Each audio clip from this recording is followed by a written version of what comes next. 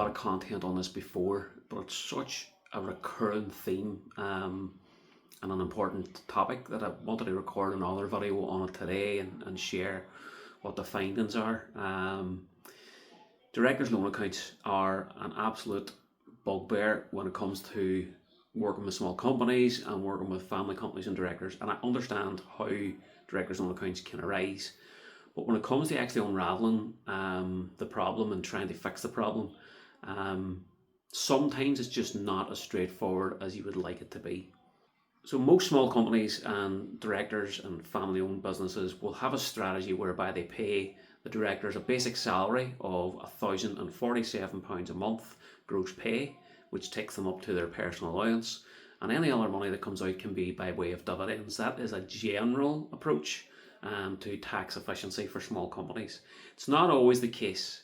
Sometimes it's better to take a higher salary and less or no dividends, and it really depends on the circumstances of the company. Depends what other aspects of the company that would be affected by taking a low salary. For example, if you're into R&D and you could get R&D tax relief, it might be more beneficial to take a higher salary. It also depends on the employer's national insurance side of things and so on. So each case is unique, but that would be the general approach. However, in order to pay dividends, a company has to be making profit. If the company's not making profit, you can't pay dividends, and if you're taking money out without profit and without it being salary, it's actually going to be a director's loan, and then that has to be repaid to the company. Now, the common way of repaying, again, is when the company becomes profitable, you declare a dividend and you don't take the money, you just use that declaration of dividend to clear what you've already taken from the company. But it's messy, and to be perfectly honest, most clients we work with find it a wee bit hard to understand, and they just trust us to get it right and work with them on that basis. But it gets messy whenever a company's not making profits.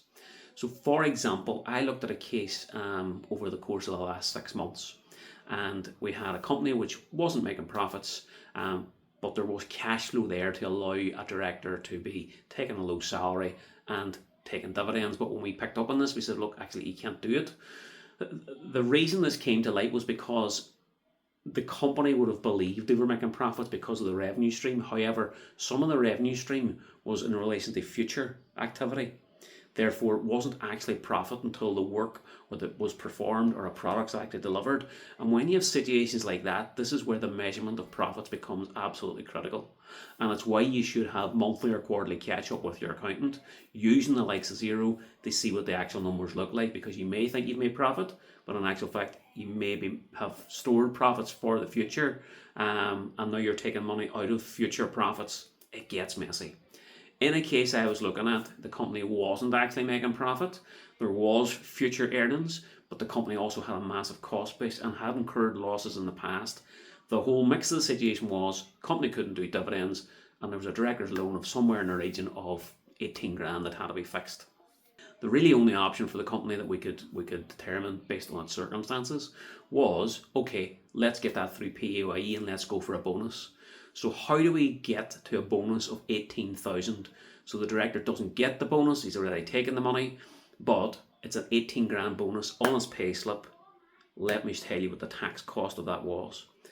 In 1 month for the current tax year, an 18 grand net bonus would cost the company £46,000 in additional cost. It will be a £40,000 gross bonus, which would cost an additional 6 grand in employer's national insurance. And actually, to have that net bonus, what it actually meant was that the company would have to pay HMRC around about £26,000 of PAYE and national insurance, employee and employer. That's a massive cost. The company would have to decide how it's going to be able to fund that and so on. The key to this is avoid director's loan as much as you possibly can. You either need to take more salary until the company's got more profits through dividends, and then you can be tax efficient. But you may also need to look at your whole strategy in terms of how you use the company bank account, i.e. don't take any personal money out. And finally, maybe you need to look at your own personal lifestyle and circumstances to see how can you change things there to ease the cost in the business for a while so that you don't need to take as much money out. Those are a couple of possible things that also need to be looked at in terms of the bigger picture. But I just wanted to share that example that an 18 grand net bonus would cost about 26,000 in additional tax and national insurance if you run through 1 month on a payslip. So it's a huge amount of money. Therefore, get your habits right before it costs you an absolute fortune to fix it.